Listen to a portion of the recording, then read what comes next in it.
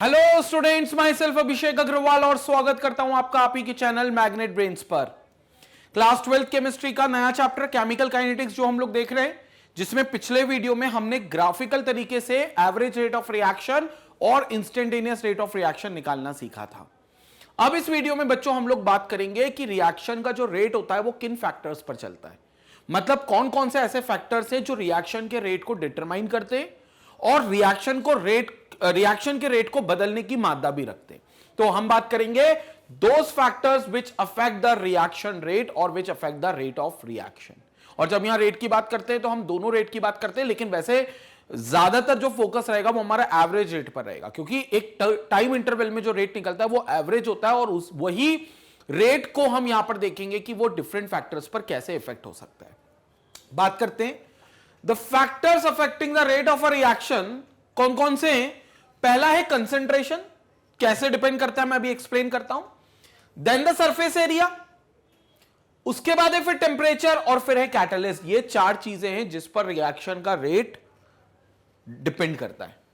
ये वो चार फैक्टर्स हैं जिनके बदलने से रिएक्शन का रेट भी बदल जाता है। अब एक एक करके सारे फैक्टर्स देखते हैं, लेकिन पहले आप इनका स्क्रीनशॉट ले लो, क्योंकि ये चार नाम आपको याद रखने हैं। कोई सिंपल शब्दों में पूछे कि कौन कौन से ऐसे फैक्टर्स हैं जिससे रिएक्शन रेट बदल सकता है, जो रिएक्शन के रेट को इफेक्ट करते हैं, तो वो चार फैक्टर कौन से? कंसंट्रेशन है, सरफेस एरिया है, टेम्परेचर है और कैटलिस्ट है। Concentration, surface area, temperature and catalyst. Screenshot लेंगे फिर आगे बात करते हैं।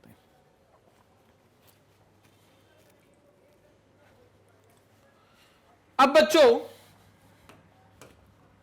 देखते हैं सबसे पहला फैक्टर जिसका नाम है इफेक्ट ऑफ कंसंट्रेशन, मतलब जो कंसंट्रेशन से ये बताएगा कि रेट ऑफ रिएक्शन पर ये कंसंट्रेशन टर्म क्या इफेक्ट देगी। अब इसके लिए आपको ये एक इमेज बताई गई है।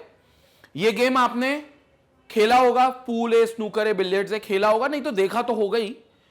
इसमें क्यू बॉल होती है, जो व्हाइट वाली बॉल है जिससे आप स्टिक से जिस बॉल को मारते हो और जिससे सारी बॉल्स को आपको फिर पॉकेट करनी होती है, वो क्यू बॉल होती है। और क्यू बॉल बाकी सारी बॉल से कोलाइड होती है। जो कलर बॉल्स दिखाई दे रही हैं आपको, वो उसमें कोलिजन होता है। अब अगर आप इस गेम को एक्सपीरियंस कर चुके हो तो आपने देखा होगा कि जब टेबल पर, इस स्नूकर टेबल पर जब बहुत सारी बॉल्स होती हैं तो क्यू बॉल दूसरी बॉल से टकराएगी, इसका कोलिजन होने के चांसेस ज्यादा है। मतलब क्यू बॉल बाकी बॉल से कोलाइड करेगी, इसकी संभावनाएं ज्यादा है, क्योंकि टेबल पर ज्यादा बॉल्स मौजूद है। और जैसे जैसे गेम आगे बढ़ेगा, बॉल्स पॉकेट होती जाएंगी तो टेबल पर कम बॉल्स बचेंगी और फिर क्यू बॉल के किसी बॉल से कोलाइड होने की प्रोबेबिलिटी घटती जाएगी, यानी कि कम हो जाएगी। मतलब जब बहुत सारी बॉल्स टेबल पर मौजूद थी तो क्यू बॉल बहुत आसानी से स्ट्राइक कर रहा था, बहुत आसानी से कोलाइड कर रहा था बॉल्स के साथ। लेकिन जब टेबल पर बॉल कम होने लगी तो क्यू बॉल की स्ट्राइकिंग या कोलिजन जो फ्रीक्वेंसी है वो कम हो गई।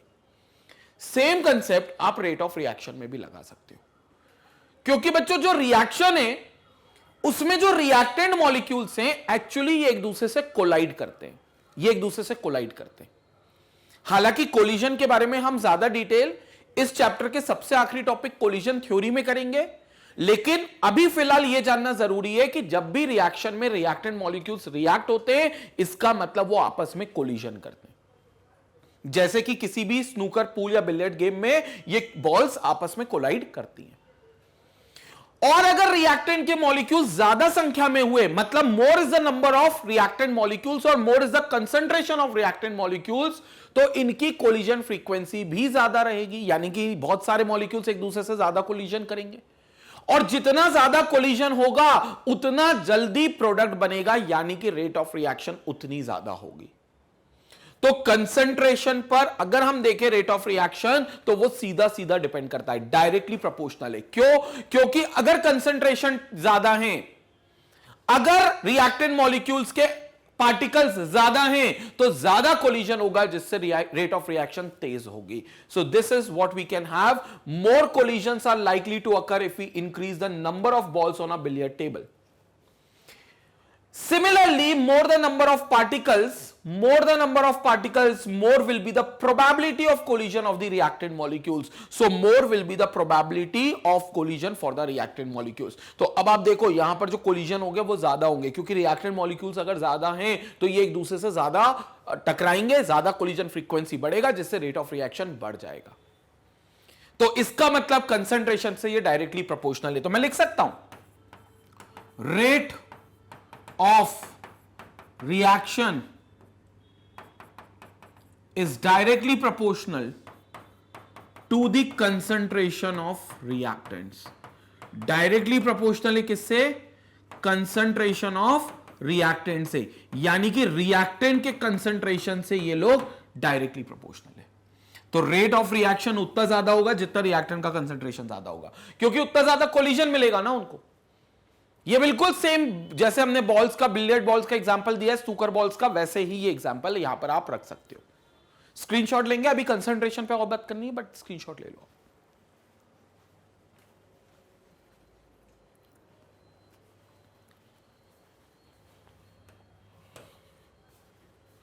नेक्स्ट, सो अब इन्हें एग्जाम्पल भी एक बार बताया है. कैसे एग्जाम्पल बताया? देखो, आप यहां रिएक्शन जो करा रहे हो वो मैग्नीशियम के HCl से करा रहे हो. तो एक बात तो क्लियर है, जब मैग्नीशियम और HCl के रिएक्शन करा रहे हो तो Mg प्लस HCl, तो magnesium being a more reactive metal H को लात मार देगा, मतलब डिस्प्लेस कर देगा, तो बन जाएगा MgCl2 और हाइड्रोजन गैस रिलीज हो जाएगा in the form of H2. इसके लिए आपको 2 HCl लेने पड़ेंगे, वो बैलेंसिंग का पार्ट है, लेकिन आपकी हाइड्रोजन गैस के बबल निकलेंगे. तो इस रिएक्शन में जो हाइड्रोजन गैस है उसके बबल्स निकलेंगे. ठीक है, लेकिन अब ये इस बात पर निर्भर करेगा कि जो हाइड्रोक्लोरिक एसिड है उसका कितना अमाउंट आपने ले रखा है, उसका कितना कंसेंट्रेशन आपने ले रखा है. पहले केस में आपने n/20 का नॉर्मेलिटी ले रखी है. n/20 मतलब 1/20 नॉर्मल सोल्यूशन आपने ले रखा है. तो हाइड्रोजन गैस रिलीज हो रही है, देखो बबल्स आ रहे हैं, देखो आपको बबल्स दिख रहा है, तो ये हाइड्रोजन गैस के आपको बबल्स दिख रहे हैं. ठीक है, लेकिन जब यही कंसेंट्रेशन आप बढ़ा लेते हो और बढ़ाकर HCl का कंसेंट्रेशन n/10 कर देते हो और उसको मैग्नीशियम रिबन के साथ रिएक्ट करते हो, अब ये कंसेंट्रेशन बढ़ गया 1/10, मतलब अब इसकी नॉर्मेलिटी हो गई 1/10. तो ये सॉल्यूशन 1/10 नॉर्मल हो गया, बढ़ गया. पहले 0.05 थी नॉर्मेलिटी, अब 0.1 हो गई है नॉर्मेलिटी, बढ़ गई है. तो अब आप देखोगे हाइड्रोजन गैस के बबल्स कितने ज्यादा निकल रहे हैं, कितनी जल्दी निकलेंगे और कितने ज्यादा निकल रहे हैं. प्रोडक्ट की यील्ड भी बढ़ गई और स्पीड भी बढ़ गई, रेट ऑफ रिएक्शन भी बढ़ गई. More product is being formed with in the same reaction, with in the same time period. तो इसका मतलब ज्यादा प्रोडक्ट बना है with in the same time period, मतलब रिएक्शन की रेट बढ़ गई है. पहले उसी समय में कम प्रोडक्ट बनता था, अब उसी समय में ज्यादा प्रोडक्ट बन रहा है, मतलब रिएक्शन तेजी से बढ़ी है, तभी तो ज्यादा प्रोडक्ट उसी समय में बन गया. तो यह चीज इंपॉर्टेंट होती है रेट ऑफ रिएक्शन के लिहाज से, कि जब आप कंसंट्रेशन बढ़ा रहे हो, पहले 1/20 नॉर्मेलिटी थी, अब 1/10 नॉर्मेलिटी है, तो आप देखो कि आपका रेट ऑफ रिएक्शन बढ़ गया. तो this is an example which shows that average rate of reaction is directly proportional to the concentration of reactant. Reactant का कंसंट्रेशन जितना ज्यादा होगा, रिएक्शन का रेट भी उतना ज्यादा होगा, क्योंकि ज्यादा कोलिजन मॉलिक्यूल्स में होने की संभावनाएं होंगी, जिससे रिएक्शन स्पीड अप हो जाएगी. So when the concentration of HCl is increased, we observe more vigorous evolution of hydrogen gas. Evolution will be more vigorous. Hydrogen gas is evolved by the reaction of magnesium ribbon with dilute HCl. वो reaction मैंने ऊपर बता दी है. Greater the concentration of the reactant, faster the rate of reaction will be. So in that case, if greater is the concentration of the reactant, the reaction will become much faster. Reaction उतनी तेज हो जाएगी. Concept clear हो गया? Screenshot लेंगे इसका, इसके बाद फिर हम लोग आगे बात करते हैं.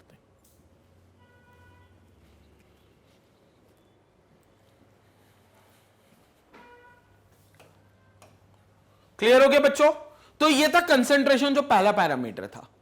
अब आते हैं दूसरा पैरामीटर, जिसका नाम है effect of pressure. In fact pressure भी रोल प्ले करता है. जो प्रेशर है वो भी एक रोल प्ले करता है रेट ऑफ रिएक्शन को बढ़ाने से. लेकिन याद रखना, ये प्रेशर का केस सिर्फ तभी एप्लीकेबल है जब रिएक्टेंट जो होंगे वो गैसियस मॉलिक्यूल्स होंगे. व्हेन रिएक्टेंट्स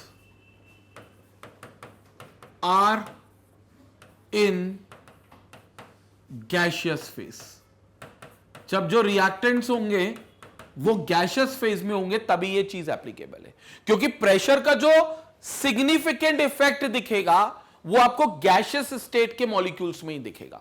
सॉलिड पे तो बिल्कुल नहीं करते, प्रेशर पे भी वो बिल्कुल मतलब नेग्लिजिबल करते, लेकिन सबसे अच्छा इफेक्ट वो जो देते हैं वो गैशियस स्टेट के मॉलिक्यूल्स पर देते हैं। तो इसलिए रिएक्टेंट अगर गैशियस स्टेट में होंगे तभी प्रेशर की वजह से रेट ऑफ रिएक्शन चेंज कर पाएंगे। और चेंज में भी क्या करेंगे, अगर प्रेशर बढ़ाते हो तो रेट ऑफ रिएक्शन भी बढ़ जाएगा, मतलब जितना ज्यादा प्रेशर लगाओगे उतना ज्यादा रेट ऑफ रिएक्शन होगा। So if reaction involves gases, pressures play a crucial role to effect the rate. It plays an important role to effect the rate. An increase in pressure will increase the reaction rate. जाहिर सी बात है, pressure बढ़ेगा, होगा क्या, जब pressure बढ़ेगा gaseous states के रिएक्टेंट मॉलिक्यूल्स में, तो उनके जो मॉलिक्यूल्स होंगे वो एक दूसरे के क्लोज आएंगे, करीब आएंगे, मतलब कोलिजन होने की संभावनाएं बढ़ेंगी। और खेल बस कोलिजन का ही है। आपने रिएक्टेंट मॉलिक्यूल को जहां कोलाइड कराया वो प्रोडक्ट बनना शुरू कर देगा। तो आपको पर्पसली रिएक्टेंट मॉलिक्यूल्स को कोलाइड कराना है, तो इसके लिए आप प्रेशर अप्लाई करोगे, क्योंकि गैस के मॉलिक्यूल्स दूर दूर होंगे एक दूसरे से, क्योंकि मॉलिक्यूल्स दूर दूर है तभी तो वो गैशियस फेज में एग्जिस्ट कर रहा है। तो वो रिएक्टेंट मॉलिक्यूल्स दूर दूर होने की वजह से गैशियस स्टेट में, लेकिन जब आप उन पर प्रेशर अप्लाई करोगे तो वो रिएक्टेंट मॉलिक्यूल्स एक दूसरे के पास आएंगे, कोलिजन होने की संभावनाएं बढ़ेंगी। और हम देख चुके हैं कि अगर कोलिजन फ्रीक्वेंसी बढ़ती है तो रिएक्शन का रेट भी बढ़ता है। सो इन एग्जाम्पल इनने जो दे रखा है, in Haber's process is carried out it at high pressure. The Haber's process is carried out at high pressure in order to have a higher yield of ammonia. तो अगर आप चाहते हो कि रिएक्शन तेजी में हो या और प्रोडक्टिविटी ज्यादा दे कम समय में, तो आपको प्रेशर बढ़ाना पड़ेगा, जैसे कि हेबर्स प्रोसेस में आप बढ़ाते हो। हेबर्स प्रोसेस में आप बहुत हाई टेम्परेचर और हाई प्रेशर रखते हो ताकि प्रोडक्टिविटी ऑफ अमोनिया बहुत अच्छी हो और कम समय में ज्यादा अमोनिया मिल जाए। कंसेप्ट क्लियर हो गया? तो ये एग्जांपल है जो इफेक्ट ऑफ प्रेशर को दर्शाता है। In general effect of pressure हमेशा याद रखना गैशियस स्टेट पर होगा, और अगर प्रेशर बढ़ेगा गैशियस फेज के रिएक्टेंट मॉलिक्यूल्स पर तो रेट ऑफ रिएक्शन भी बढ़ेगा। स्क्रीनशॉट लेंगे, फिर हम लोग अगले फैक्टर को डिटेल में देखते हैं। स्क्रीनशॉट लीजिए।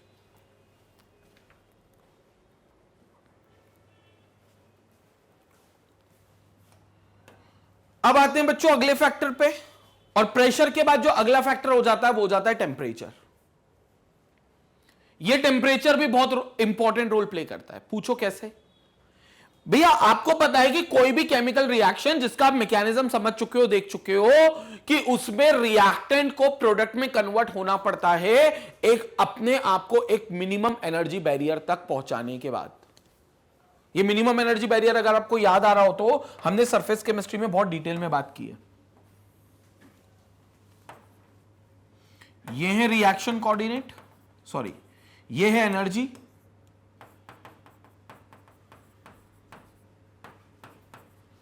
और ये है रिएक्शन कोऑर्डिनेट। ये है रिएक्शन कोऑर्डिनेट। यहां पर कहीं होगा रिएक्टेंट, यहां पर कहीं होगा रिएक्टेंट, और यहां कहीं होगा प्रोडक्ट। रिएक्टेंट को प्रोडक्ट में कन्वर्ट होना है, लेकिन उसके लिए एक मिनिमम एनर्जी बैरियर को क्रॉस करना पड़ेगा। ये वो मिनिमम एनर्जी बैरियर जिसको मैं ईटी बोल रहा हूं, विच is called threshold energy level. ये हम देख चुके हैं, बस मैं एक रिकैप दे रहा हूं आपको। ये थ्रेशोल्ड एनर्जी लेवल है। क्या ये लेवल? ये वो लेवल है जो मिनिमम रिएक्टेंट मॉलिक्यूल्स को क्रॉस करना ही पड़ेगा ताकि वो प्रोडक्ट में कन्वर्ट कर पाए। और जो रिएक्टेंट मॉलिक्यूल्स इस बैरियर को क्रॉस कर लेंगे वही रिएक्टेंट मॉलिक्यूल सिर्फ प्रोडक्ट बनाएंगे। ये ग्राफ आगे भी आएगा, लेकिन अभी सिर्फ मैं टेम्परेचर के इफेक्ट को समझाने के लिए इसको एक बार बना रहा हूं, ठीक है? तो हमने कहा अच्छा मतलब सर रिएक्टेंट मॉलिक्यूल्स को ऊपर तक जाना पड़ेगा और थ्रेशोल्ड एनर्जी लेवल को टच करना पड़ेगा, और जब टच करेंगे तभी वो लोग क्या करेंगे? प्रोडक्ट बनाएंगे। बिल्कुल सही। अगर आर रिएक्टेंट मॉलिक्यूल्स ईटी तक नहीं पहुंच पाए तो फिर ये लोग प्रोडक्ट नहीं बना सकते, और जो पहुंच गए वो रिएक्टेंट बन जाएंगे प्रोडक्ट, लेकिन जो नहीं पहुंचे वो प्रोडक्ट नहीं बनाएंगे। अब आर के पास खुद की एनर्जी कितनी है? आर के पास जो खुद की एनर्जी है वो मात्र इतनी है। ये उसकी एवरेज काइनेटिक एनर्जी, जिसको मैं इंटरनल एनर्जी भी बोल सकता हूं। तो ये उसकी खुद की एनर्जी है जिसको एवरेज काइनेटिक एनर्जी या इंटरनल एनर्जी बोल सकते हो। So it is internal energy. कितने की जरूरत है? इतने की जरूरत है, क्योंकि जैसे ही इतनी एनर्जी मिल गई, जैसे ही इतनी एनर्जी मिल गई, ये कन्वर्ट हो जाएंगे किस में? प्रोडक्ट में। जैसी इतनी एनर्जी मिल गई प्रोडक्ट में, जैसे इस बैरियर को टच कर लिया, ये अपने आप ही कन्वर्ट हो जाएंगे किस में? प्रोडक्ट में। बिल्कुल कन्वर्ट हो जाएंगे।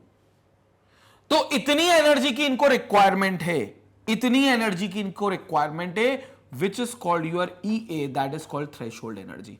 इतनी एनर्जी, क्योंकि जैसे जैसे रिएक्टेंट अपने आप को ET के लेवल तक पहुंचा देंगे, वैसे ही वो अपने आप प्रोडक्ट में कन्वर्ट करना शुरू कर देंगे। बस आपको ET तक पहुंचाने में उनकी मदद करनी है, और वो भी सब रिएक्शन में मदद नहीं करनी। कई रिएक्टेंट मॉलिक्यूल्स तो ऐसे खुद ही पहुंच जाते हैं ET तक, बोलते हैं आपकी जरूरत नहीं, हम खुद ही पहुंच जाएंगे ET तक। मतलब EA नाम की एनर्जी वो खुद ही गेन कर लेते हैं, लेकिन कई बार आपको करवानी भी पड़ती है, और अगर आप करवा दोगे तो रिएक्टेंट जल्दी पहुंच जाएगा ET तक। अगर आप उसकी मदद करोगे EA सप्लाई करके, तो वो रिएक्टेंट जल्दी से ET पहुंच जाएगा, और जितनी जल्दी वो ET पहुंच जाएगा, उतनी जल्दी वो प्रोडक्ट में कन्वर्ट हो जाएगा, मतलब रेट ऑफ रिएक्शन बढ़ जाएगा। अब है क्या ये EA? ET क्या है पहले मैं लिख देता हूं ताकि आपको कंफ्यूजन ना हो।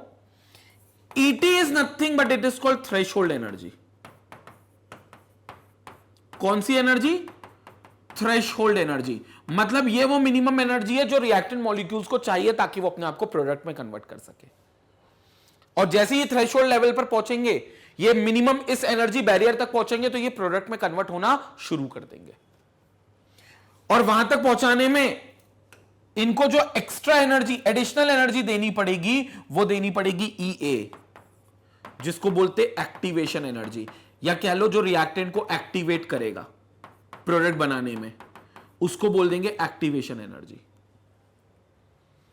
क्योंकि ये एक्टिवेशन एनर्जी रिएक्टेंट एब्जॉर्ब करेगा, गेन करेगा, और तब ET के लेवल को टच करेगा। तो ये वो मिनिमम एनर्जी, एक्टिवेशन एनर्जी, जो रिएक्टेंट मॉलिक्यूल्स को एब्जॉर्ब करनी है ताकि वो ET के लेवल तक पहुंच जाए, ताकि वो ET के लेवल को टच कर जाए। और ये EA और IE इंटरनल एनर्जी उनकी खुद की मिलकर ET बनाती है। तो आप कह सकते हो ET will be equal to IE plus EA। तो यहां से कोई EA पूछे तो it will be ET minus IE। तो ये आप एक्टिवेशन एनर्जी का फॉर्मूला दे सकते हो। This will be the formula for activation energy. अब सवाल उठता है, ये रिएक्टेंट मॉलिक्यूल को एक्टिवेशन मिलेगी कहां से? कईयों को तो खुद से मिल जाती है। एक रिएक्टेंट मॉलिक्यूल दूसरे रिएक्टेंट मॉलिक्यूल से कोलाइड कर करके इस एक्टिवेशन को पा लेता है। कई बार आपको देनी पड़ती है। सर हम कैसे देंगे? हीट करके, क्योंकि heat is a form of energy. तो आप हीट करके दोगे तो मतलब आप टेम्परेचर बढ़ा रहे होगे, क्योंकि जैसे ही आप टेम्परेचर बढ़ाओगे आप एक्टिवेशन एनर्जी में कंट्रीब्यूशन दे रहे हो, मतलब रिएक्टेंट की मदद कर रहे हो एक्टिवेशन एनर्जी को गेन कर ले और ET तक जल्दी पहुंच जाए। तो आपके टेम्परेचर बढ़ाने से रिएक्टेंट जल्दी से ET तक पहुंच गया, और जल्दी से ET तक पहुंच गया तो जल्दी से प्रोडक्ट में कन्वर्ट हो गया, मतलब रिएक्शन का रेट बढ़ गया, रिएक्शन का रेट बढ़ गया। तो इसीलिए लिखा है the rate of reaction increases with the increase in temperature. खत्म हो गई पहली लाइन में ही बात। जितना ज्यादा हीट करोगे, जितना ज्यादा टेम्परेचर रिएक्शन के रेट का बढ़ाओगे, उतना ही जल्दी उसका रेट ऑफ रिएक्शन तेज होगा, मतलब उतना ज्यादा उसका रेट ऑफ रिएक्शन होगा। So it increases with the increase in the temperature. और एक्सपेरिमेंटली, हालांकि इसको मैं प्रूफ भी करूंगा लेकिन एक्सपेरिमेंटली अरेनियस साहब के हिसाब से अगर आप टेम्परेचर को हर बार 10 डिग्री सेल्सियस से बढ़ाते हो, हर बार अगर आप 10 डिग्री सेल्सियस से बढ़ाते हो, तो टेम्परेचर के 10 डिग्री बढ़ने से ऑलमोस्ट रेट जो रिएक्शन का होगा वो डबल हो जाता है, बल्कि डबल से भी ज्यादा हो जाता है। मतलब जो रिएक्शन मान लो 60 डिग्री सेल्सियस पर किसी स्पीड से हो रही थी, अगर आप उस रिएक्शन का टेम्परेचर 70 डिग्री कर दोगे तो अब वो डबल स्पीड से हो जाएगी। डबल से ज्यादा भी हो सकती है, लेकिन डबल स्पीड से हो जाएगी। ऐसा एक्सपेरिमेंटली मिला है for most of the reactions. जो रिएक्शन मान लो 75 डिग्री सेल्सियस पर किसी एक स्पीड से हो रही थी, से स्पीड 10 मिनट की है कि 10 मिनट में रिएक्शन खत्म हो जाती है, तो 75 की जगह उसको 85 पे कर लोगे तो वो 5 मिनट में ही खत्म हो जाएगी। डबल हो जाता है just rate of reaction double हो जाए, बल्कि डबल से भी कई बार ज्यादा हो जाता है। और ये टेम्परेचर कोफिशिएंट नाम के एक फैक्टर से कैलकुलेट होता है। टेम्परेचर कोफिशिएंट अरेनियस इक्वेशन में आएगा, बहुत बात की कहानी है, अभी नहीं देखना, ये बहुत बात की कहानी है। बट ये हमारे पास सिंपल फंडे होते हैं। तो टेम्परेचर को बढ़ाने से रेट ऑफ रिएक्शन बढ़ती है, क्योंकि वो एक्टिवेशन एनर्जी में आप उसकी मदद कर रहे हो, और एक्टिवेशन एनर्जी में मदद कर रहे हो मतलब आर की मदद कर रहे हो ईटी तक पहुंचने में। तो ईटी तक वो जल्दी पहुंचेगा, और ईटी के बाद वो अपने आप क्योंकि प्रोडक्ट में कन्वर्ट होता है, तो वो भी जल्दी प्रोडक्ट में कन्वर्ट होगा, रेट ऑफ रिएक्शन बढ़ जाएगी। इसलिए आपको बिल्कुल स्ट्रेट लाइन मिल रही है। सो द रेट ऑफ रिएक्शन और टेम्परेचर में आपको बिल्कुल सीधा रिलेशन दिख रहा है। जैसे जैसे टेम्परेचर बढ़ेगा वैसे वैसे रेट ऑफ रिएक्शन भी बढ़ेगी, जैसे जैसे टेम्परेचर बढ़ेगा वैसे वैसे रेट ऑफ रिएक्शन भी बढ़ेगी। कंसेप्ट क्लियर है? इसका स्क्रीनशॉट लेंगे, फिर हम लोग आगे बात करते हैं। स्क्रीनशॉट लें आप एक बार।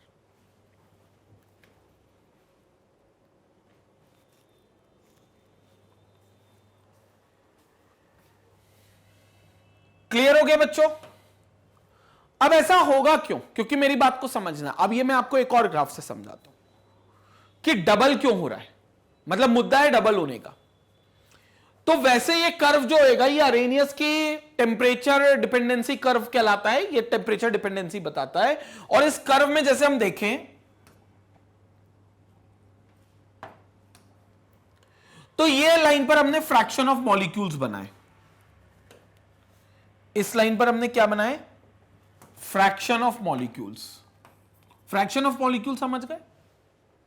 जितने भी रिएक्टेंट मॉलिक्यूल्स हैं उनमें से कुछ पार्ट ऑफ मॉलिक्यूल्स अलग अलग काइनेटिक एनर्जी रखेंगे। जैसे मान लो मेरे पास 100 मॉलिक्यूल्स हैं, तो 100 में से 5 मॉलिक्यूल की अलग काइनेटिक एनर्जी है, 7 मॉलिक्यूल की अलग है, 12 मॉलिक्यूल की अलग है, फिर कोई 22 मॉलिक्यूल्स की अलग काइनेटिक एनर्जी है, सबकी अलग अलग। तो 5/100 ये एक फ्रैक्शन हो गया, 5 मॉलिक्यूल आउट ऑफ 100 मॉलिक्यूल्स। 7/100 ये एक फ्रैक्शन हो गया आउट कि जो 7 मॉलिक्यूल्स हैं मतलब वो 7/100 का पार्ट है। 12 मॉलिक्यूल्स, तो 12/100 जो पार्ट है वो 12 मॉलिक्यूल्स का हो गया। इस तरीके से ये मॉलिक्यूल्स में आप देखते हो कि ये अलग अलग चीजें आपको पता चलती है। क्लियर हो गया? So these are called fraction of molecules, कि इतने फ्रैक्शन मॉलिक्यूल्स इतनी काइनेटिक एनर्जी रखते हैं। तो वो फ्रैक्शन ऑफ मॉलिक्यूल्स आपने वाई एक्सिस पे बनाया है। और काइनेटिक एनर्जी यानी कि सिंपल एनर्जी समझ लो, ये एनर्जी आपने एक्स एक्सिस पे बनाई है, ये एनर्जी आपने एक्स एक्सिस पे बनाई है। और इसी एनर्जी पर आपने एक रेफरेंस लाइन बनाई है जो कि थ्रेशोल्ड एनर्जी की लाइन है। ये वो रेफरेंस लाइन है जो कि थ्रेशोल्ड एनर्जी की लाइन है। ये है थ्रेशोल्ड एनर्जी की लाइन। मतलब वो फ्रैक्शन ऑफ मॉलिक्यूल्स जिनकी एनर्जी इस थ्रेशोल्ड को पार कर गई, जिनकी एनर्जी इस थ्रेशोल्ड को पार कर गई, वही फ्रैक्शन ऑफ मॉलिक्यूल्स प्रोडक्ट बनाने जाएंगे, वही फ्रैक्शन ऑफ मॉलिक्यूल्स प्रोडक्ट में कन्वर्ट होंगे। उसके अलावा कोई प्रोडक्ट में कन्वर्ट नहीं होगा। सिंपल। जो रिएक्टेंट के मॉलिक्यूल्स इस वाली पट्टी को, जो कि थ्रेशोल्ड की पट्टी है, इसको क्रॉस कर गए, वही सिर्फ प्रोडक्ट बनाएंगे। क्योंकि थ्रेशोल्ड एनर्जी लेवल आप भूल गए, ये ईटी लेवल है, अभी बताया था इससे पिछली वाली स्लाइड में। ये वो मिनिमम एनर्जी लेवल है जो रिएक्टेंट मॉलिक्यूल को बैरियर बनकर, मतलब बैरियर समझकर पार करना ही है। रिएक्टेंट मॉलिक्यूल के लिए ये बैरियर है, इसको पार करेंगे तो प्रोडक्ट में कन्वर्जन मिल जाएगा। तो भैया ये जितने फ्रैक्शन ऑफ, मैं ये नहीं कह रहा सारे रिएक्टेंट कर सकते, जो करेंगे सिर्फ वही प्रोडक्ट बनाएंगे। तो मैंने क्या करा, एक पहले ग्राफ बनाया, आपको बता देता हूं। ये पहला ग्राफ बनेगा, ये हो गई एनर्जी, काइनेटिक बोल दो या सिंपल एनर्जी भी बोल सकते हो, ऐसा कोई दिक्कत नहीं है।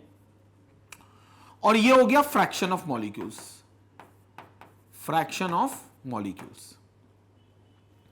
इस पर एक रेफरेंस,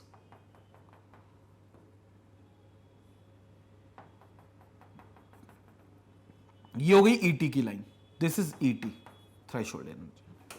अब रिएक्शन में क्या होगा, एक पर्टिकुलर टेम्परेचर पे ये फ्रैक्शन ऑफ मॉलिक्यूल्स चले गए, मतलब रिएक्शन ऐसे हुई, कुछ फ्रैक्शन ऑफ मॉलिक्यूल्स की काइनेटिक एनर्जी बहुत ज्यादा थी, कुछ की बहुत कम थी, कुछ फ्रैक्शन ऑफ मॉलिक्यूल्स की बहुत कम थी, कुछ की तो बहुत ज्यादा थी।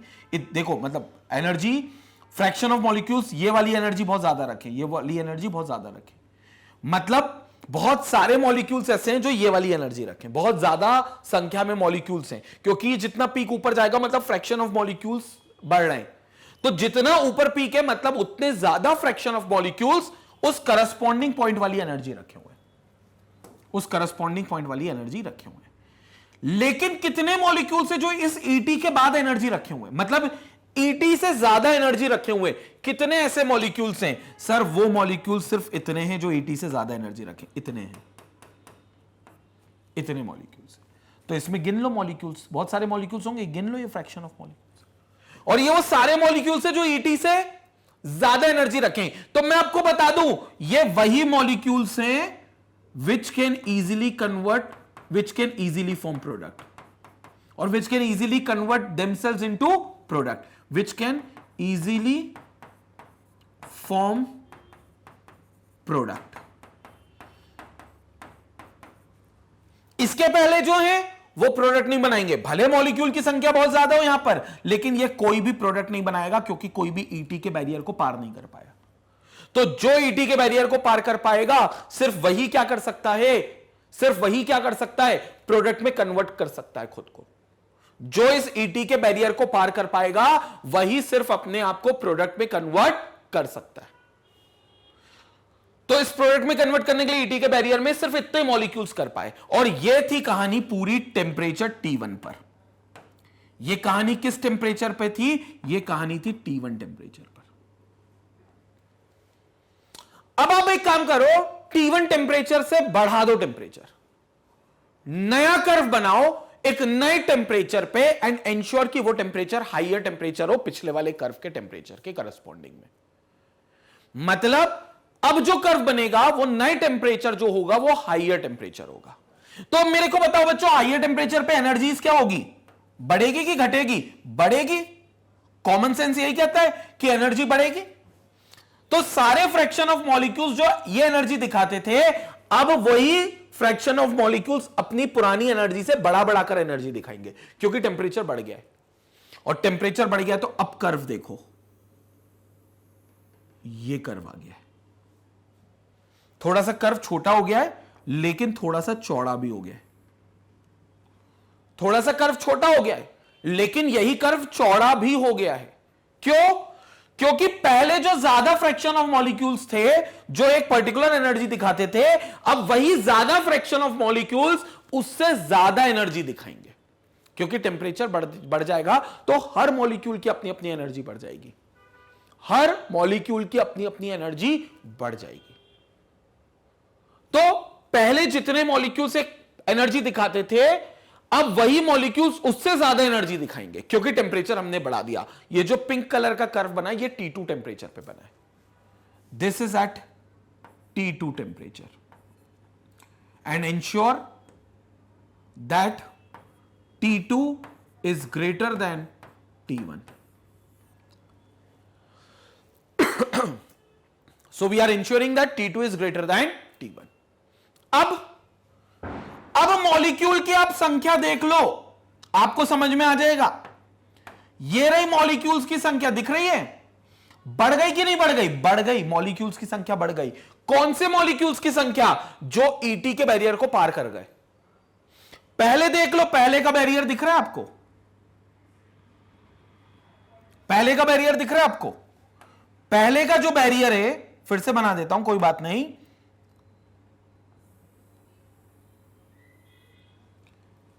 पहले का जो बैरियर है उस बैरियर में कम एनर्जी लेवल थे, अब ज्यादा एनर्जी लेवल पहुंच गया। देखते चलें।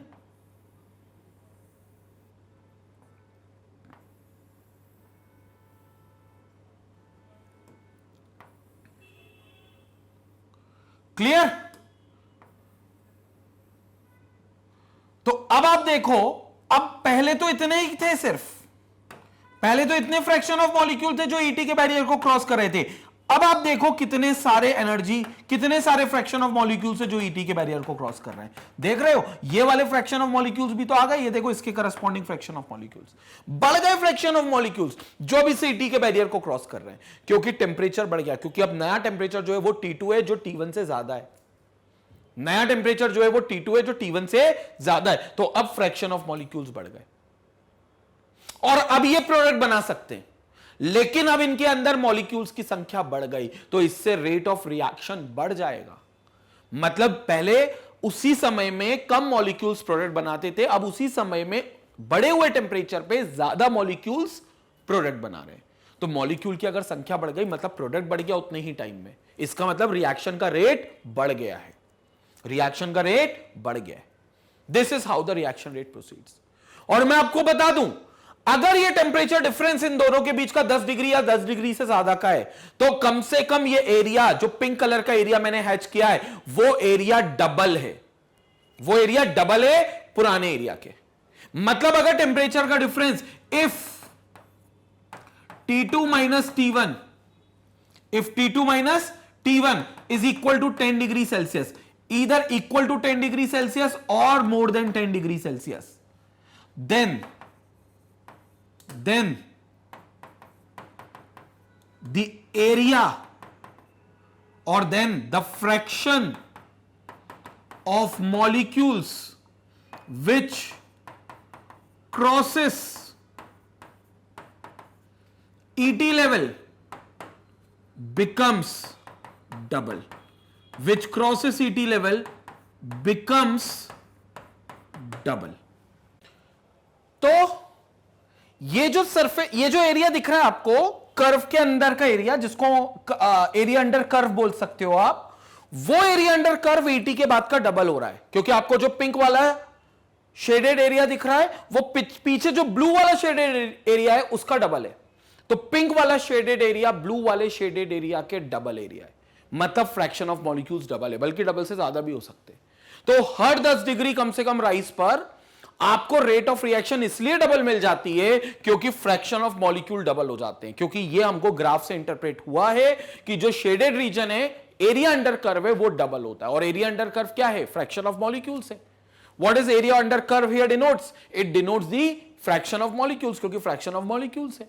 तो वो फ्रैक्शन ऑफ मॉलिक्यूल्स डबल हो रहे हैं, डबल से ज्यादा हो रहे हैं, जिससे रेट ऑफ रिएक्शन भी डबल से ज्यादा हो जाएगा। क्योंकि जितने ज्यादा फिर मॉलिक्यूल्स होंगे उतना ज्यादा कोलिजन होगा, और जितना ज्यादा कोलिजन होगा उतना ज्यादा प्रोडक्ट बनेगा उसी टाइम में। मतलब ज्यादा प्रोडक्ट उसी पुराने टाइम में, मतलब रेट ऑफ रिएक्शन ज्यादा है। रेट ऑफ रिएक्शन तेजी, मतलब रिएक्शन का रेट बहुत स्पीड में है, मतलब रिएक्शन बहुत स्पीड में हो रही है। कंसेप्ट क्लियर हो गया ये सारी चीजों को लेकर? This is what we called it as effect of temperature. आप स्क्रीनशॉट ले लो इसका, फिर हम लोग इसके बाद और डिटेल में बात करते हैं। आप स्क्रीनशॉट लो पहले इसका।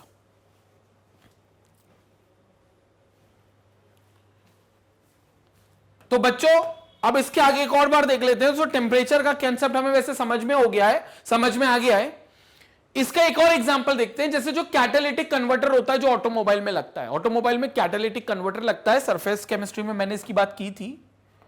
कैटालिटिक कन्वर्टर कैसा होता है? कुछ नहीं, एक सिंपल सिलेंडर जैसा होता है, या ऐसा एक सिलेंडर जैसा होता है, ऑटोमोबाइल्स में लगता है। और ऑटोमोबाइल से जो एग्जॉस्ट निकलता है उसमें से पहले क्या होता था? कार्बन मोनोऑक्साइड निकलता था। क्या निकलता था? Carbon monoxide. तो क्या होता था? उस कार्बन मोनोऑक्साइड को यहां इनलेट में भेजा जाता है, यहां कार्बन मोनोऑक्साइड भेजा जाता है, और ये कैटालिटिकली उस कार्बन मोनोऑक्साइड को ऑक्सीडेशन करके उसको कार्बन डाइऑक्साइड में कन्वर्ट करता है। तो ये कैटालिटिक कन्वर्टर होता है। ये कैटालिटिक कैटलिस्ट की मदद से कन्वर्ट कर देता है कार्बन मोनोऑक्साइड को कार्बन डाइऑक्साइड में। लेकिन ये कैटालिटिक कन्वर्टर भी तभी काम करेगा जब अच्छा टेम्परेचर होगा इसका। मतलब जब इंजन गर्म होगा, और गाड़ी के इंजन के गर्म होने से जो कैटालिटिक कन्वर्टर है इसका टेम्परेचर बढ़ा हुआ मिलेगा, तभी अच्छे से काम करेगा। So it works when temperature is high. तो ये कब काम करेगा? जब टेम्परेचर हाई होगा। So catalytic converter is used to convert carbon monoxide CO into less toxic carbon dioxide. क्योंकि कार्बन मोनोऑक्साइड हमें पता है पॉइजनस है, it's a poisonous gas. Moreover it's a pollutant, तो फिर ये पोल्यूट करेगा एनवायरमेंट को, तो ये पोल्यूटेंट माना जाएगा, तो इसको अपन लेस टॉक्सिक गैस CO2 में कन्वर्ट कर देते हैं। इसीलिए जब आप ऑटोमोबाइल से जो धुआं निकलता है, क्योंकि कंबशन ऑफ फ्यूल होता है, पेट्रोल हो या डीजल हो, ये सब इंजन में कंबस्ट होते हैं, और इंजन क्योंकि क्लोज सिलेंडर है तो वो कंबशन पर्याप्त मात्रा की ऑक्सीजन में नहीं हो पाता, तो वहां से जो कार्बन है जो उस फ्यूल में मौजूद है वो प्रॉपर ऑक्सीडाइज नहीं हो पाता, इसलिए वो अपने आप को कार्बन मोनोऑक्साइड में कन्वर्ट कर देता है। तो वहां जो ऑटोमोबाइल के इंजन में फ्यूल का कंबशन है वो कार्बन मोनोऑक्साइड प्रोड्यूस कर रहा है। अब लेकिन अगर ये आपने एनवायरनमेंट को डायरेक्ट दे दी तो ये पॉइजनस गैस है, पोल्यूटेंट बन जाएगी, तो आप उसको एक कैटालिटिक कन्वर्टर के पास भेजोगे। तो एग्जॉस्ट से बाहर निकलने से पहले ऑटोमोबाइल में कोई भी गाड़ी हो उसमें कैटालिटिक कन्वर्टर होता है जिसमें कार्बन मोनोऑक्साइड भेजी जाती है आज की तारीख में, और वहां पर ये कन्वर्ट हो जाता है किसमें, कार्बन डाइऑक्साइड में, और फिर एग्जॉस्ट से बाहर एटमॉस्फेयर में रिलीज होता है। But it works properly only when it is hot, as the rate of reaction at the surface of the catalyst is negligible at low temperature। क्योंकि जो कैटलिस्ट इसमें मदद कर रहा है कैटालिटिक कन्वर्टर में, उसके सरफेस पर रेट ऑफ रिएक्शन कुछ होगी नहीं लो टेम्परेचर पे, इट विल रिमेन नेग्लिजिबल।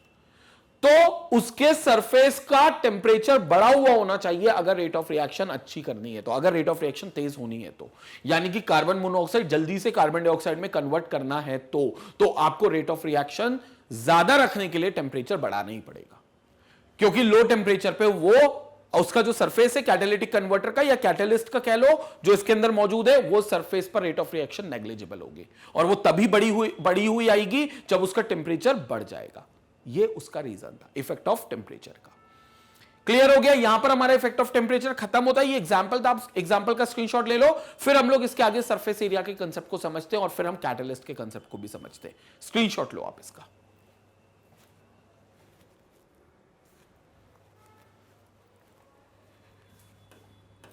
अब आते हैं आगे के कंसेप्ट पे बच्चों। Effect of surface area. जो रिएक्टेंट मॉलिक्यूल्स हैं वो सरफेस एरिया कितना ऑफर कर रहे हैं इस पर भी निर्भर करता है रेट ऑफ रिएक्शन, क्योंकि सरफेस एरिया जितना ज्यादा होगा बच्चों कोलिजन उतनी आसानी से होगा, और कोलिजन जब उतनी आसानी से होगा तो रिएक्शन बहुत तेजी से आगे प्रोसीड करेगी प्रोडक्ट बनाने के लिए, यानी कि रेट ऑफ रिएक्शन बढ़ जाएगा। तो इसके लिए हमें सरफेस एरिया ज्यादा से ज्यादा चाहिए ताकि रिएक्टेंट मॉलिक्यूल्स आपस में ज्यादा सरफेस एरिया होने की वजह से एक अच्छे से रिएक्ट कर सके, एक अच्छे से कोलाइड कर सके और जल्दी से प्रोडक्ट बना सके। So if the surface area of reactant is increased, the reaction rate will also increase. So the rate of reaction also increases if the surface area increases. So हम कह सकते हैं रेट ऑफ रिएक्शन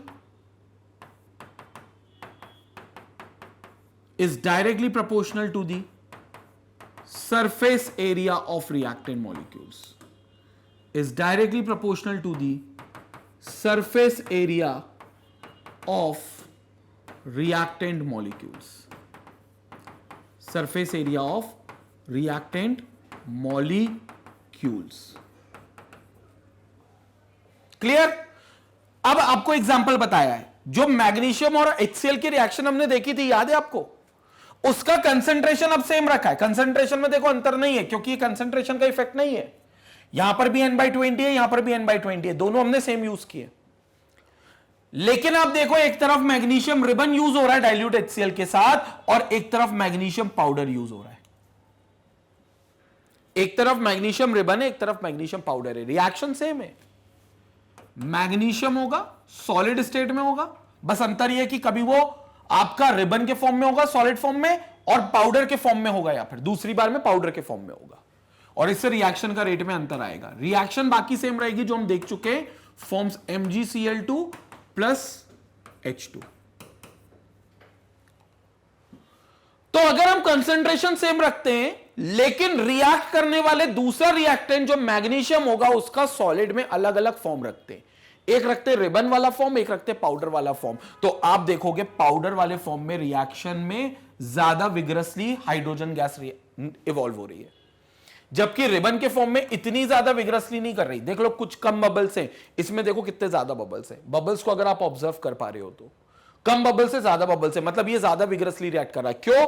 क्योंकि जब कोई चीज powder के form में, जैसे कि मैग्नीशियम पाउडर के फॉर्म में, तो वो ज्यादा सरफेस एरिया ऑफर करेगा एज कंपेयर टू रिबन के मुकाबले। रिबन का सरफेस एरिया कम होगा और जो पाउडर्ड फॉर्म होता है उसका सरफेस एरिया ज्यादा होगा। इसलिए आप देखना, अभी 12th क्लास में मैं मेटलर्जी पढ़ाऊंगा जिसमें कंसंट्रेशन ऑफ ओर करके एक टर्म आएगा। ये 10th में भी आप पढ़ चुके हो कंसंट्रेशन ऑफ ओर को। तो उसमें बोला जाता है कि ओर को आप पाउडर्ड फॉर्म में कर लो, ओर को ग्राइंड कर लो, क्रश कर लो। इसलिए ओर को साफ करने से पहले आप उसकी क्रशिंग एंड ग्राइंडिंग करते हो ताकि वो पाउडर्ड ओर में कन्वर्ट हो जाए, क्योंकि पाउडर्ड ओर में कन्वर्ट होगा तो जल्दी कंसंट्रेट हो जाएगा, क्योंकि पाउडर्ड चीजों का सरफेस एरिया ज्यादा होता है। और ये रिबन अगर सॉलिड फॉर्म में तो उसका सरफेस एरिया कम है, पाउडर्ड फॉर्म में देखो यहां पर पाउडर्ड फॉर्म बना रखा है, यहां रिबन फॉर्म बना रखा है। तो ये डिफरेंस होता है रेट ऑफ रिएक्शन में। So powdered magnesium produces hydrogen more rapidly as compare to the ribbon form of magnesium. तो पाउडर्ड फॉर्म में इसलिए हम लोग रिएक्टेंट्स को कई बार यूज करते हैं ताकि रेट ऑफ रिएक्शन बढ़ जाए, क्योंकि पाउडर्ड फॉर्म का सरफेस एरिया बढ़ जाता है और सरफेस एरिया के बढ़ने से रेट ऑफ रिएक्शन भी बढ़ जाता है। यह हो गया effect of surface area. Screenshot लेंगे, फिर मैं आपको समझाता हूं कैटलिस्ट का इफेक्ट। खत्म हो गया है सरफेस एरिया का इफेक्ट। और यह लाइन बहुत इंपॉर्टेंट है जो मैंने लिखी है, यह लाइन इंपॉर्टेंट है, तो आप स्क्रीनशॉट ले लो, फिर हम लोग कैटलिस्ट का इफेक्ट देखते हैं।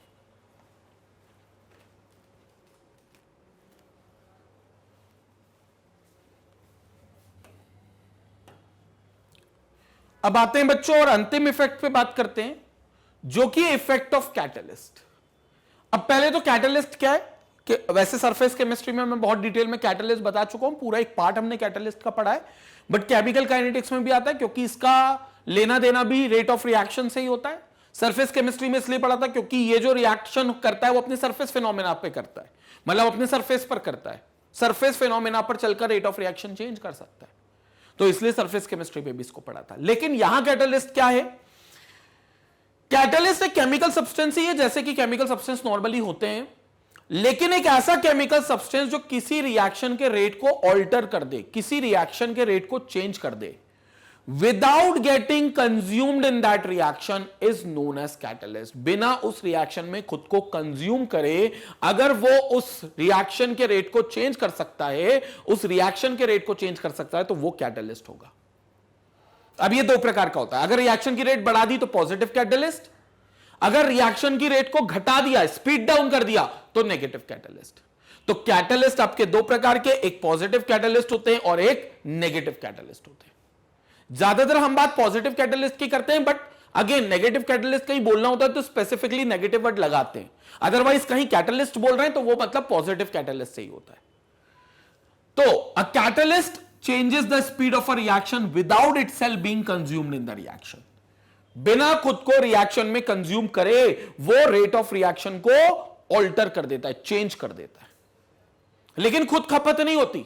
मतलब मान लो अगर आपने कोई केमिकल सब्सटेंस लिया एज अ कैटलिस्ट और 10 ग्राम का लिया है किसी रिएक्शन में, तो रिएक्शन के रेट को वो चेंज कर देगा और वापस रिएक्शन के खत्म होने के बाद वो 10 ग्राम ही वापस मिलेगा, वो वापस से आपको 10 ग्राम ही मिलेगा, बिल्कुल उसकी खपत नहीं होगी, ना उसकी बढ़ोतरी होगी ना उसकी खपत होगी, कुछ नहीं होगा कैटलिस्ट को, वो वैसा का वैसा बाहर आ जाएगा। अब कई बुक्स लिखती हैं कि it doesn't participate in the reaction, ये गलत लिखती हैं। पार्टिसिपेट करे बिना तो रिएक्शन के रेट को चेंज कर ही नहीं सकता, उसको पार्टिसिपेट तो करना पड़ेगा, बस वो कंज्यूम्ड नहीं होगा, it won't get consumed in the chemical reaction. जिस केमिकल रिएक्शन के रेट को वो बदल रहा है उसमें कंज्यूम नहीं होगा। तो फिर रेट ऑफ रिएक्शन का ये कैटलिस्ट करता क्या, रेट ऑफ रिएक्शन ये कैसे चेंज कर देता है? आइए देखते हैं उस कंसेप्ट को। हालांकि कंसेप्ट सरफेस केमिस्ट्री में मैंने बहुत डिटेल में पढ़ाया है, बट एक क्विक रिकैप हम लोग यहां पर ले लेते हैं। इस कंसेप्ट को भी मैं ग्राफ के थ्रू समझाता हूं। अभी हमने थोड़ी देर पहले ग्राफ देखा था टेम्परेचर डिपेंडेंसी में, अगर आपको याद हो तो हमने एक ग्राफ देखा था टेम्परेचर डिपेंडेंसी में, जो कुछ ऐसा था।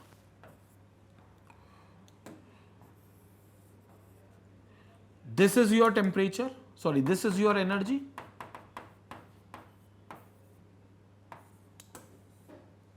This was your energy, my mistake. And this is reaction coordinate. यहां reaction coordinate बनाए थे हमने।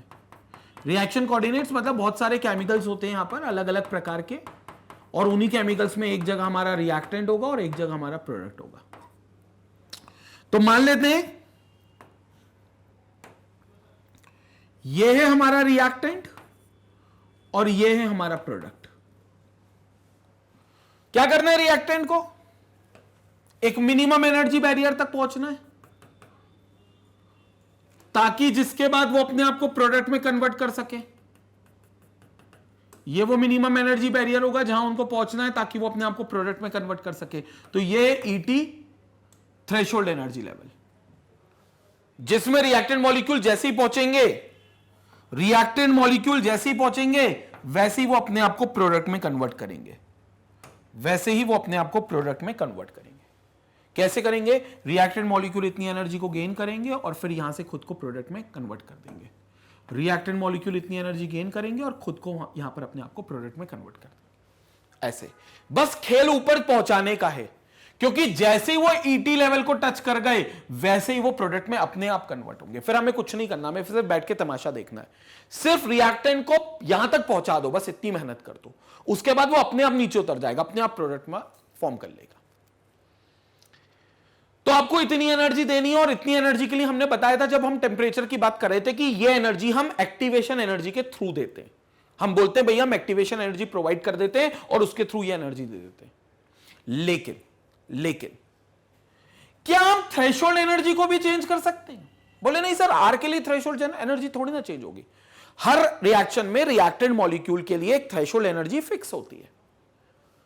मतलब वो अगर रिएक्टेंट है, कोई पर्टिकुलर रिएक्टेंट है, तो उसके लिए थ्रेशोल्ड फिक्स है कि भैया अगर तुम हो रिएक्टेंट तो तुम्हें इतने थ्रेशोल्ड तक आना पड़ेगा और तभी तुम प्रोडक्ट में कन्वर्ट होगे। लेकिन अगर मैं रिएक्टेंट की आड़ में कोई दूसरा केमिकल रख दूं तो, सर एक मिनट, रिएक्टेंट की आड़ में कोई दूसरा केमिकल रख दूं तो मतलब रिएक्टेंट की आड़ में मैं कैटलिस्ट को रख दूं तो, और यह दिखाऊं कि एक्चुअली रिएक्टेंट नहीं, एक्चुअली कैटलिस्ट है जो प्रोडक्ट में कन्वर्ट होना चाहता है। मेरी बात समझ में आ रही है? अगर मैं यह दिखाऊं कि एक्चुअली कैटलिस्ट, एक्चुअली रिएक्टेंट नहीं है, वो कैटलिस्ट है जो प्रोडक्ट में कन्वर्ट होना चाहता है, तो मेरे को इस रिएक्टेंट के साथ कैटलिस्ट को ऐड करना होगा। तो मैं इस रिएक्टेंट के साथ कैटलिस्ट को मिला दूंगा। अब जो पहले आर के लिए ये ईटी था, अब वही आर प्लस सी चूंकि बन चुका है तो ईटी का लेवल बदल जाएगा। मेरी बात समझ में आ रही है? मतलब हमारी जुगाड़ में यह था कि हम आर को कैसे ईटी तक पहुंचाए, और हम सारा दिमाग यही लगा रहे थे आर ईटी तक पहुंच जाए, आर ईटी तक पहुंच जाए, और उसके लिए एनर्जी देनी पड़ेगी। याद है वो एनर्जी भी कौन सी थी? भूल गए? एक्टिवेशन एनर्जी देनी पड़ेगी। तो हमने कहा था कि भैया एक्टिवेशन एनर्जी देनी पड़ेगी, और हम यही जुगाड़ में लगे थे कि आर को कैसे एक्टिवेशन दे कि वो ईटी तक पहुंच जाए, आर को कैसे एक्टिवेशन दे कि वो ईटी तक पहुंच जाए। लेकिन हमने अब उल्टा सोचा, हमने कहा यार आर भाड़ में गया, आर को क्यों ईटी तक पहुंचाए, एक काम करते हैं ईटी को आर तक पहुंचा देते हैं। एक काम करते हैं ईटी को आर तक पहुंचा देते हैं। भैया मैं अगर इस सीलिंग को टच कर लूं तो मैं प्रोडक्ट में कन्वर्ट हो जाऊंगा। एग्जांपल दे रहा हूं। तो सब इस जुगाड़ में लग गए कि सर को सीलिंग को कैसे टच करवाएं। तो कोई बोलता है सर मैं स्टूल ला दूंगा, कोई बोलता है मैं चेयर ला दूंगा, सर कोई बोलता है मैं गोदी में उठा लूंगा आपको, आप छू लेना सीलिंग को। लेकिन एक बच्चा बोला सर आपको ऊपर ले जाने के बजाय हम सीलिंग को नीचे ले आते हैं। यह अलग सोच थी, वो आम जिंदगी थी, ये मेंटोस जिंदगी है। तो उसने ऊपर सीलिंग को नीचे लाने की कोशिश करी, मतलब उसने थ्रेशोल्ड लेवल को नीचे लाने की कोशिश करी, और यह काम होता है कैटलिस्ट का। और वो कैसे होगा? ये दिखाकर कि एक्चुअली आर नहीं आना चाहता प्रोडक्ट में, आर प्लस सी बनना चाहते हैं प्रोडक्ट में। तो आर प्लस सी को एक नया थ्रेशोल्ड एनर्जी मिल जाएगा। मतलब ये जो थ्रेशोल्ड एनर्जी है ये अब नीचे आ जाएगी, और नई थ्रेशोल्ड एनर्जी ये हो जाएगी, ये हो गई नई threshold energy. This is called ET dash. What is ET dash? A new threshold energy, a new threshold energy when catalyst is present. So it's a threshold energy when catalyst is present. और कौन सा catalyst? When positive catalyst is present. क्योंकि नीचे आया है मतलब positive catalyst है, क्योंकि नीचे आने से रिएक्टेंट जल्दी पहुंच जाएगा, मतलब स्पीड बढ़ जाएगी। So when positive catalyst is present. और ईटी क्या था? पहले वाला ईटी सिर्फ ET. It is a threshold energy when catalyst was absent. So it's a threshold energy when no catalyst is present, जब कोई कैटलिस्ट था ही नहीं, नो कैटलिस्ट इज प्रेजेंट, जब कोई कैटलिस्ट प्रेजेंट था ही नहीं। लेकिन ईटी डैश जब पॉजिटिव कैटलिस्ट प्रेजेंट था, तो अब वो ईटी डैश नया आ गया, अब इनको एक नया रास्ता मिल जाएगा। अब ये नए रास्ते से प्रोसीड होंगे। नया रास्ता क्या है? नया रास्ता अब ये है, अब ये नया रास्ता है। मेरी बात समझ में आ गई? अब देख लो एक्टिवेशन एनर्जी का ग्राफ, ये देख लो एक्टिवेशन एनर्जी का ग्राफ और कम हो गया। अब ये ईए चाहिए, अब ये एक नया ई आ गया, देख लो कम हो गया, पहले ज्यादा चाहिए था अब कम हो गया। अब आपको ये ईए चाहिए जो कि कम वैल्यू का हो गया। This is now the lesser activation energy. Concept clear हुआ? Now this is the lesser activation energy, और ये अब आपको चाहिए रहेगा। तो देखो एक्टिवेशन एनर्जी उसने देखा जाए तो कायदे में हमें कम कर दी। जिस चीज की लोग जुगाड़ कर रहे थे, कैटलिस्ट ने बोला अब उसकी जुगाड़ कम कर दो। मतलब एक्टिवेशन तो अभी भी चाहिए, लेकिन अब उससे कम वैल्यू का एक्टिवेशन चाहिए आपको, अब उससे कम वैल्यू का एक्टिवेशन चाहिए। यह है कैटलिस्ट की खूबी, वो एक्टिवेशन एनर्जी को कम कर देता है bye lowering down the threshold energy level. Threshold energy को नीचे लाकर यह कम कर देता है। तो यह है कैटलिस्ट की काम। और कौन सा? वो भी पॉजिटिव। भाई साहब अगर नेगेटिव कैटलिस्ट होता, वो भी बता देता हूं, अगर नेगेटिव कैटलिस्ट होता तो पता क्या होता? ईटी का लेवल और ऊपर चला जाता, ये हो जाता ET triple dash. ET triple dash, ये क्या होता? ये और थ्रेशोल्ड बढ़ा देता, ये भी कर देता है। ये पगले कैटलिस्ट होते हैं, नेगेटिव कैटलिस्ट, और थ्रेशोल्ड बढ़ा दी। पहले ही जुगाड़ नहीं हो रही थी ईए की, जितनी चाहिए थी पहले नॉर्मल कंडीशन में जब कोई कैटलिस्ट नहीं था, अब उससे भी ज्यादा ईए चाहिए रहेगा, क्योंकि अब ईटी ट्रिपल डैश आ गया है जब नेगेटिव कैटलिस्ट है, जिसने थ्रेशोल्ड लेवल को और ऊपर लेकर गया। क्लियर हो गया? बट ये बहुत rarest of the rare case में यूज करते हैं, ऐसा नहीं बोल रहा हूं, लेकिन बहुत रेयर केस में यूज होता है। क्योंकि अब तो ज्यादातर रिएक्शन को क्या चाहेंगे कि उनकी स्पीड बढ़े, ना कि उनकी स्पीड घटे। लेकिन कुछ ऐसी रिएक्शन है जिनको हम रिसर्च पर्पस पे देखते हैं, तो उनकी रिएक्शन की रफ्तार कम भी करना चाहेंगे। तो अगर रिएक्शन की रफ्तार हम कम करना चाहते हैं तो फिर आपको पॉजिटिव कैटलिस्ट यूज करना पड़ेगा। और क्या करेगा वो? थ्रेशोल्ड एनर्जी लेवल को नीचे ले आएगा। थ्रेशोल्ड को नीचे लाएगा तो ऑटोमेटिकली एक्टिवेशन आपको कम सप्लाई करना पड़ेगा, कम एक्टिवेशन देना पड़ेगा। क्योंकि एक्टिवेशन क्या है? खुद की एनर्जी जो रिएक्टेंट के पास है, जो इंटरनल एनर्जी बोली जाती है, जो इंटरनल एनर्जी बोली जाती है, उसके बाद जो एनर्जी और चाहिए ताकि ईटी तक पहुंच जाए, तो वो एक्टिवेशन एनर्जी है। तो ET minus IE internal energy, तो बची हुई एनर्जी आपकी एक्टिवेशन आती है। और ये कम हो जाएगी अगर पॉजिटिव कैटलिस्ट यूज करोगे, तो क्योंकि ये रिएक्टेंट, ये कैटलिस्ट इस ईटी को नीचे ले आएगा। क्यों ले आएगा? क्योंकि ईटी को लगेगा आर प्लस सी प्रोडक्ट बनना चाहता है। लेकिन मैं आपको एक बात बता दूं, आर प्लस सी ऐसा दिखा रहा है कि वो प्रोडक्ट बनना चाहता है, असल में तो आर ही है जो प्रोडक्ट बनाएगा। तो होगा क्या? आर प्लस सी ईटी नीचे आ गया तो उसको लेकर जाएगा, ऊपर पहाड़ चढ़ रहा है, और जैसे ही पहुंचने वाला होगा ईटी में, सी अलग निकल जाएगा और आर को वो भेज देगा ईटी तक। मतलब आर ऐसे, सी ने आर को पीछे छुपा लिया, कैटलिस्ट ने रिएक्टेंट को पीछे छुपा लिया, बोला तू दिखना मत उसको, वो नहीं तो फिर से ईटी ऊपर चला जाएगा। बोले कि चल मैं तेरे को लेकर चलता हूं। ईटी बहुत नीचे के लेवल पर है, और जैसे ही उसके पास पहुंचने वाले थे, कैटलिस्ट ने आर को निकाला अपने पीछे से और उसको ऊपर फेंक दिया, धक्का दे दिया ऐसा, और कैटलिस्ट खुद नीचे उतरकर वापस आ गया। तो कैटलिस्ट हमें वापस से मिल गया हमारी रिएक्शन में, और जो रिएक्टेंट था वो ईटी को टच कर गया, तो ईटी से वो प्रोडक्ट में कन्वर्ट हो गया। तो यहां पर पता है कैटलिस्ट ने ईटी को बेवकूफ बना दिया। पहले बोला कि मैं हूं जो प्रोडक्ट में कन्वर्ट होना चाहता हूं रिएक्टेंट के साथ, तो ईटी बोलता ठीक है तुम हो तो मैं नीचे आ जाता हूं तुम्हारे लिए, क्योंकि तुम्हारे लिए तो कम एक्टिवेशन चाहिए। लेकिन फिर कैटलिस्ट जैसे ही वो ईटी तक पहुंचने वाला होता है रिएक्टेंट को लेकर, कैटलिस्ट साइड हट जाता है और रिएक्टेंट को धक्का दे देता है कि तुम जाओ, और वो प्रोडक्ट में कन्वर्ट हो जाता है, उसका काम भी हो जाता है। कैटलिस्ट वापस से साइड हटकर नीचे आ जाता है, और हमें रिएक्शन के बाद इसलिए कैटलिस्ट वापस मिल जाता है। तो आपको इस स्टैंडर्ड बुक को फॉलो करोगे या आप एनसीईआरटी देखोगे, तो ये वाला जो ग्राफ है ये आपको इसी चैप्टर केमिकल काइनेटिक्स में ही मिलेगा, क्योंकि ये वाला ग्राफ इसी चैप्टर के रिगार्डिंग है। हालांकि मैंने आपको 2 बार बताया है, तो उम्मीद करता हूं कि पूरा कंसेप्ट आपको क्लियर हुआ होगा। तो कैटलिस्ट क्या करता है? It provides alternative pathway with lower activation energy, मतलब एक्टिवेशन एनर्जी को कम कर देता क्योंकि ईटी के लेवल को नीचे ले आता है। Remains chemically unchanged at the end of a reaction, और यहां पर क्योंकि कैटलिस्ट जैसे ही रिएक्टेंट के साथ ईटी पर पहुंचने वाला होगा तो वैसे ही वो ईटी तक जैसे ही पहुंचने वाला होगा तो कैटलिस्ट अलग हट जाएगा और रिएक्टेंट को आगे फेंक देगा और रिएक्टेंट को प्रोडक्ट में कन्वर्ट होगा, कैटलिस्ट हमें वापस मिल जाएगा। वापस किस तरीके से? क्वालिटेटिव तरीके से भी और क्वांटिटेटिव तरीके से भी, मतलब क्वालिटेटिवली और क्वांटिटेटिवली दोनों रूप में हमें वापस हमारा केमिकल एज अ कैटलिस्ट वापस मिल जाएगा। कैटलिस्ट की कोई भी खपत नहीं होगी। यह है कैटलिस्ट का मैकेनिज्म। तो कैटलिस्ट का काम क्या है? ऑल्टरनेटिव रास्ता देना, ऑल्टरनेटिव पाथवे देना bye lowering down the activation energy, activation energy को कम करके। और ये एक्टिवेशन एनर्जी कम क्यों हुई? क्योंकि थ्रेशोल्ड एनर्जी लेवल कम हो गया। थ्रेशोल्ड एनर्जी लेवल, और ये सब पॉजिटिव कैटलिस्ट के टर्म्स में बात कर रहे हैं, तो थ्रेशोल्ड एनर्जी लेवल चूंकि कम हो गया जिससे कम एक्टिवेशन एनर्जी देनी पड़ी, इसलिए rate of reaction speed up हो गया। तो यह वजह होती है जिसमें हम कहते हैं कि भैया रेट ऑफ रिएक्शन ऑल्टर करता है कैटलिस्ट एक दूसरे रास्ता देकर उस रिएक्शन को, क्योंकि दूसरा रास्ता इस वजह से आता है क्योंकि थ्रेशोल्ड एनर्जी लेवल नीचे आ जाता है।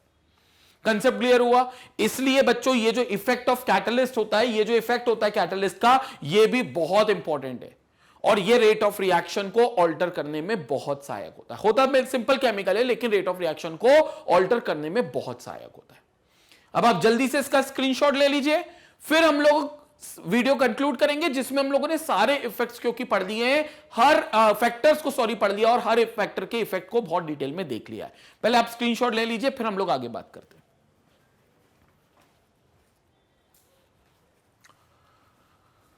तो ये था बच्चों हमारा वीडियो जिसमें हम लोगों ने सारे फैक्टर्स को बहुत डिटेल में देखा है, सारे फैक्टर्स को डिटेल में पढ़ा है, जिसमें हमने सबसे पहले शुरुआत करी थी कंसंट्रेशन के साथ। याद है आपको वो स्नूकर की बॉल, बिलियर्ड्स की बॉल अगर ज्यादा होंगी तो क्यू बॉल के कोलिजन के उन बॉल्स के साथ ज्यादा होने की संभावना रहेगी, तो वो ज्यादा कोलाइड हो जाएगा जिससे रेट ऑफ रिएक्शन बढ़ जाएगा। वैसे ही रिएक्टेंट मॉलिक्यूल्स भी अगर ज्यादा रहे तो कोलिजन फ्रीक्वेंसी बढ़ जाएगी जिसकी वजह से प्रोडक्ट जल्दी बन जाएगा और आप कह सकते हो रेट ऑफ रिएक्शन तेज हो जाएगा।